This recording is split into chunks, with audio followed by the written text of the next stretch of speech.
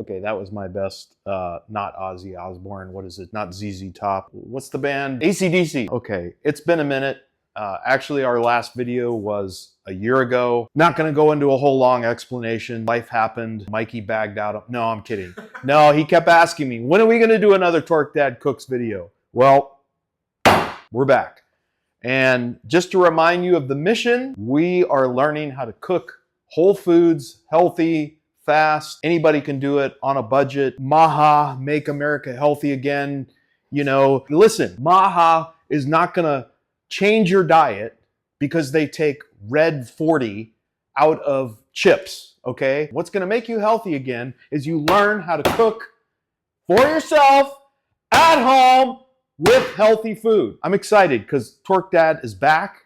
I got a new logo. You don't know about that yet, Mikey. You'll see it on the YouTube. Tonight, we are doing Florida fish tacos.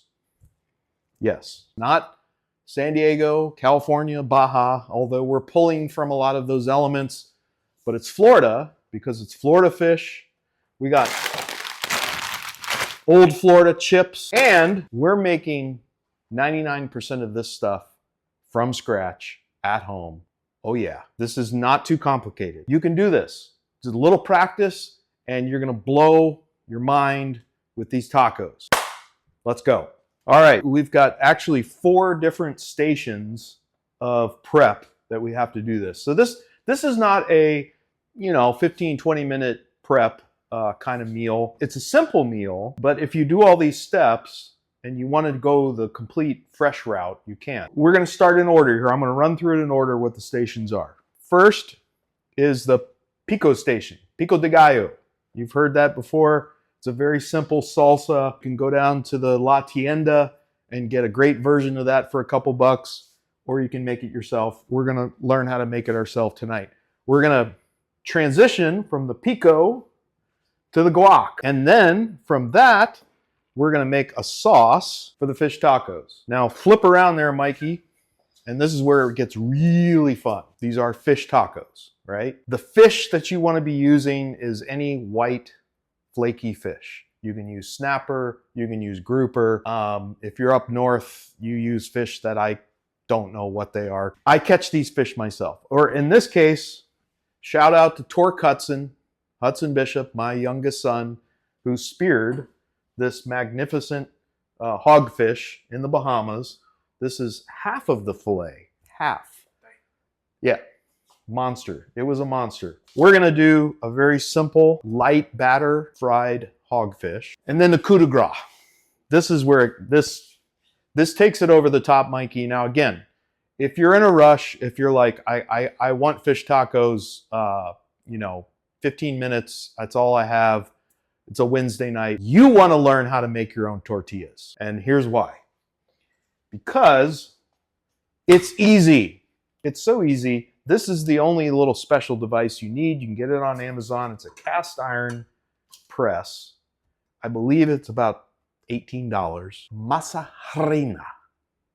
Masa harina. The very intentional purchase that has this white man in a blue hat on it. Pico de Gallo. Pretty simple. Tomatoes on the vine. We've got onion. We've got cilantro. If you're a soap person, don't eat the cilantro. I'm not one of those soap people. So are you a soap person? Okay, good. Jalapeno and lime and salt. And of course, our minced garlic. Sorry, this is from Walmart. Okay, whatever. Okay, what are we gonna do? Well, we're gonna start off with the cilantro. There's a lot of cutting, a lot of dicing in this, so Mikey might have to speed this up, and I'll shut up at some point, but we're gonna start off with just mincing up this cilantro. Now, this is one of those times you absolutely need to sharpen your knife. This does not take long. Again, you don't have to be perfect. That's probably about good enough. This pico is actually gonna be the base for our guacamole. Okay, let's talk about jalapenos. First of all, they are not all created equal. And in fact, I highly recommend that you take a little piece, maybe the end piece, and just try it. Like that one, it's pretty mild. Wow, it's not even hot at all. Okay, So in this case, well, got me on the back end a little bit. I'm gonna go ahead and de-seed this. Just throw that in the sink. Just wash those out. One jalapeno, cut it in slices like that. Turn it like that, and dice. Learn your skills as you go. That's how I did it. That's how you should do it. Okay, so that's the jalapeno. Now the tomatoes. Sharp knife, super important. I like to cut the ends off. Oh my gosh. Okay, this is where it gets hard. It's easy. Now here you are trying to get some smaller pieces. Professional chefs are going to be like, it's easy. And I'm going to say, I don't care. Because we're just trying to get cubes. And it, ow, it's okay, easy. And again, don't cut yourself. And then from there, you can just do this. We're just trying to get this broken down.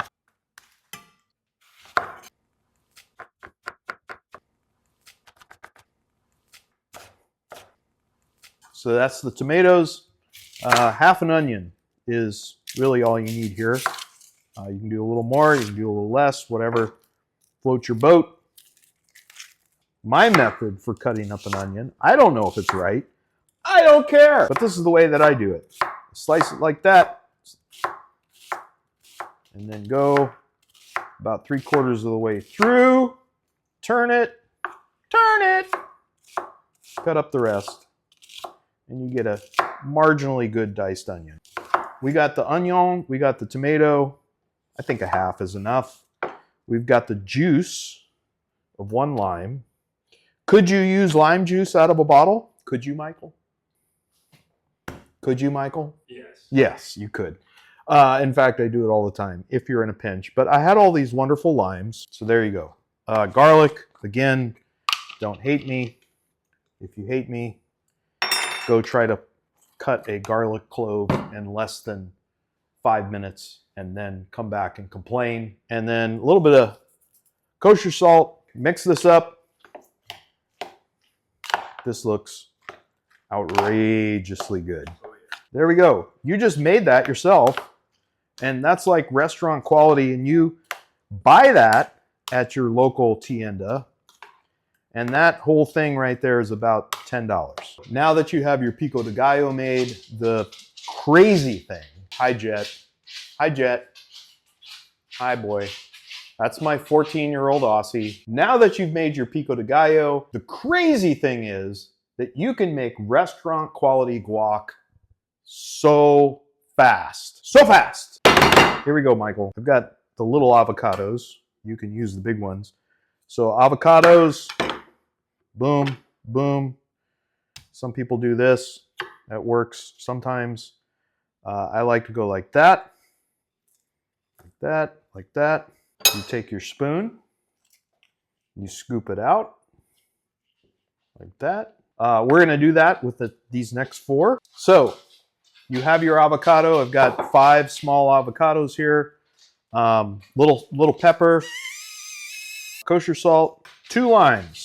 I didn't do it, and I should have, but I think I've showed you guys before. If you roll your lime or lemon before you squeeze it, gets a little more juice out of there. So we've got that.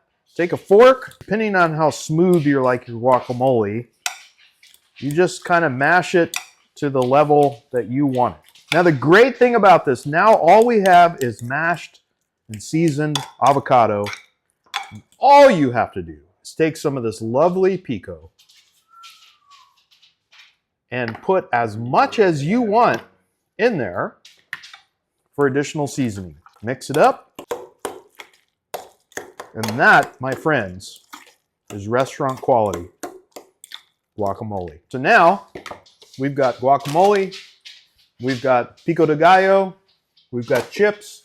You've got something to serve your guests or your family while you wait for the fish and the tortillas. Friends, let's talk tortillas. Tortillas. Where are they bought mostly, Michael? At the grocery store. Those are cheap. Those are terrible. Tortillas. If you go to the La Tienda down the street, that's where the good tortillas are, okay? Let's just say, with all the tortillas going on, you need to learn how to make good tortillas. I'll just leave it at tortillas. Your tortillas will live or die with the masa harina. Masa harina. Okay? Now, if you go to your local grocery store and you just get whatever's off the shelf and it's like yellow, but not this yellow, it's like lemon yellow corn and it's really coarse, you will never make a good tortilla. And I've tried it. I've tried multiple brands. For whatever reason, Bob's, Red Hill, masa harina just plain works. Please leave in the comments if you know another masa harina that you can buy readily available online or in a grocery store that works. But this is the only one that I've seen that works well. And I know you're probably saying, there is no way this is simple. This has got to be so complicated because this looks like baking. And I think we've had this conversation before. I don't bake. It doesn't work out well for me. So this is the closest thing that I get to baking, but it actually is very simple. It's 3 ingredients. Are you ready?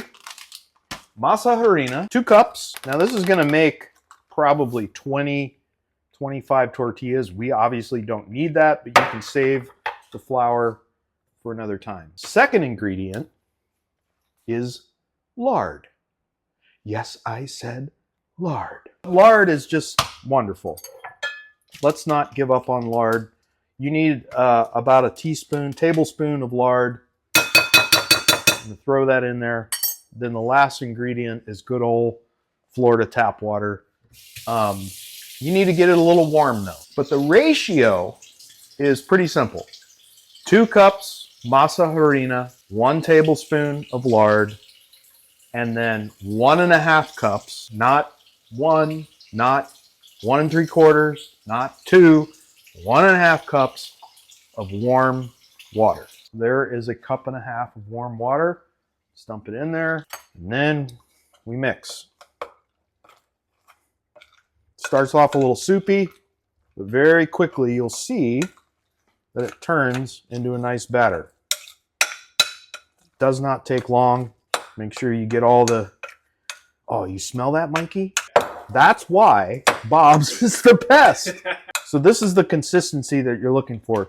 Not too wet, not too dry. You don't want it crumbly, but you don't want it dripping wet either. This is the point where I like to kind of get my hands in there a little bit. My hands are a little wet.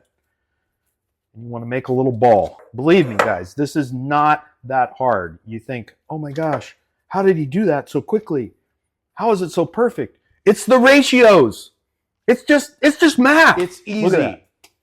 But it's a little tacky. You can see that it's not breaking apart. It's sticking together. It's just a nice, consistent ball of masa harina.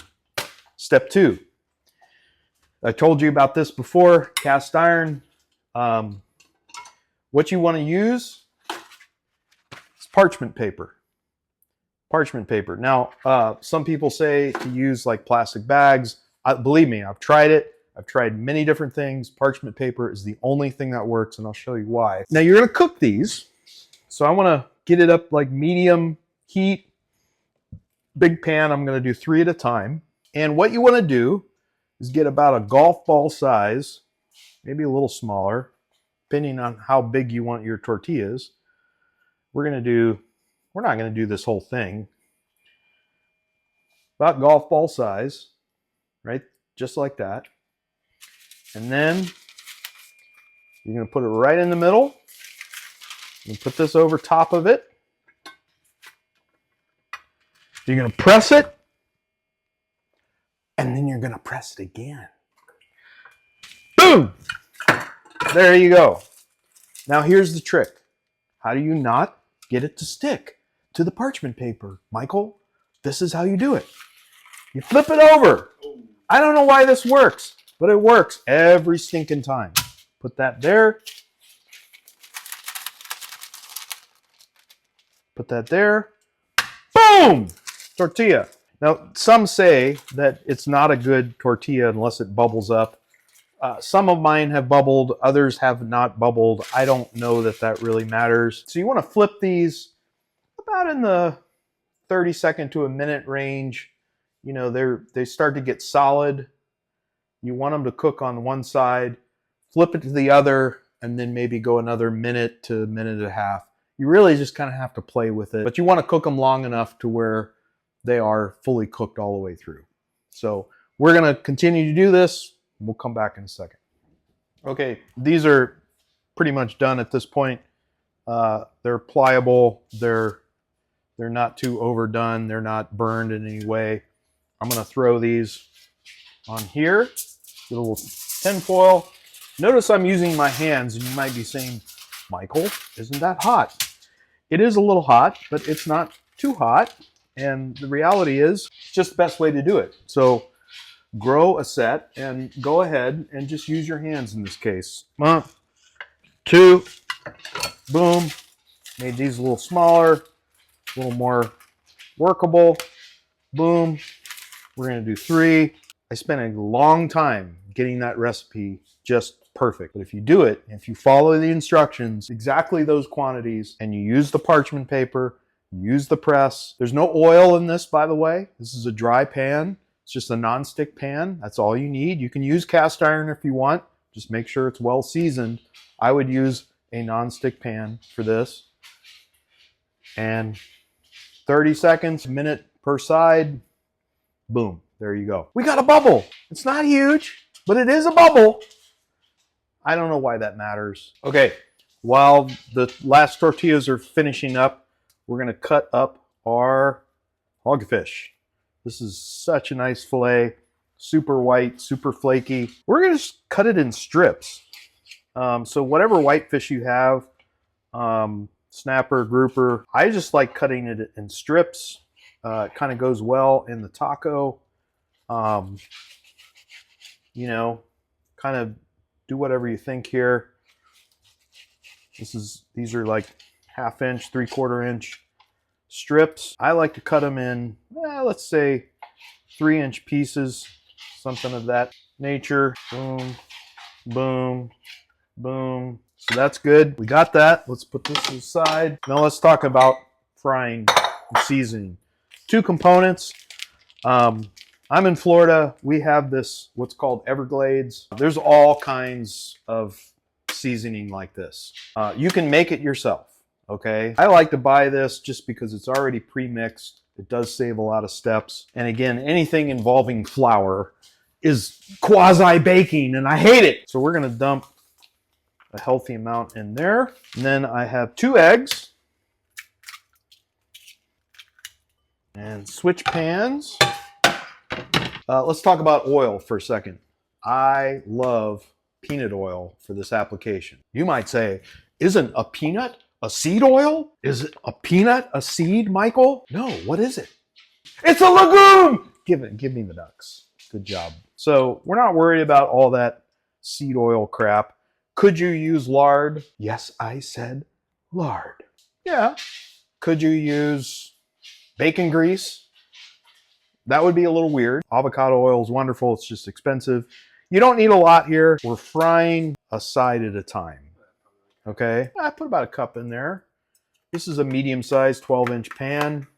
Put a cup in there. And we're going to get that up to temperature. I like to go like medium-high. I'm not going to check the temperature. I'm just going to wait. This is a relatively high smoke point oil, so you will see if it starts to smoke, you've gone too hot. Really, honestly, the best way to see if it's hot enough is take a piece of fish and put it in there, and if it starts to fry, then you know you're hot enough. We're gonna mix these eggs. Boom, boom, boom, boom, boom. So this is a super simple egg wash and into the Everglades seasoning with each of these pieces. Let's take one here. Boom, boom. Just kind of drain a little bit of that egg into the Everglades. Now, I like a light fry. Some people are like, oh, put it back in the egg and put it in the thing. And all you taste is breading. Dude, my son shot this fish in the ocean, in the Bahamas. Okay? You want to taste the fish. The breading is the icing on the cake. You want to taste the fish. Let's just have a brief conversation about fish, okay? Wherever possible, whenever possible, eat fresh fish. Don't eat it farmed. And when you go to the grocery store, at least at Publix, when you go to the fish market little section, it will have a label that says farmed or wild caught. Get the wild caught. You say, yes, it's more expensive. Everything's more expensive. Spend your money well. Buy fresh fish. And if you can't buy it there, go catch it. If you live in Florida, Michael, you live in Florida, right? Go to a bridge. Go to Publix or a bait shop, get frozen shrimp, get a cheap reel and rod from Walmart that costs $20, put a hook on it, put it in the water, and you will catch probably a mangrove snapper, a grunt, something edible. And you can make this same recipe with something you catch off of a bridge. Let's put that piece in. We got some sizzle. Turn up the heat just a little bit there. Boom. Yes, this is a little messy.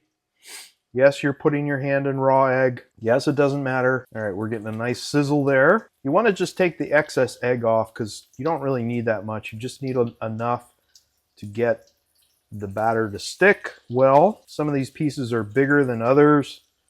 That's okay. The temperature you want in the fish at the outcome is in the 140, 150, 160 range. And we're going to wait probably a minute or two till you really start to see the underside of these. And you can check with your tongs here.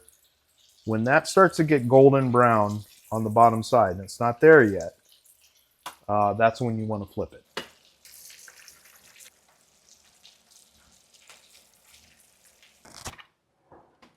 Okay, while we're frying the fish, we can very quickly put together our sauce. Why do we need a sauce? Because the sauce is the boss. We're going to do about a half cup of Duke's. There is only one mayonnaise, and that is Duke's. Sorry, Hellmann's. Sour cream, about the same amount. Boom. And then some spices. Cumin, just maybe, I don't know. Yeah, garlic powder, half a teaspoon. Cayenne pepper, half a teaspoon. Juice of 1 whole lime. There you go. Mix together.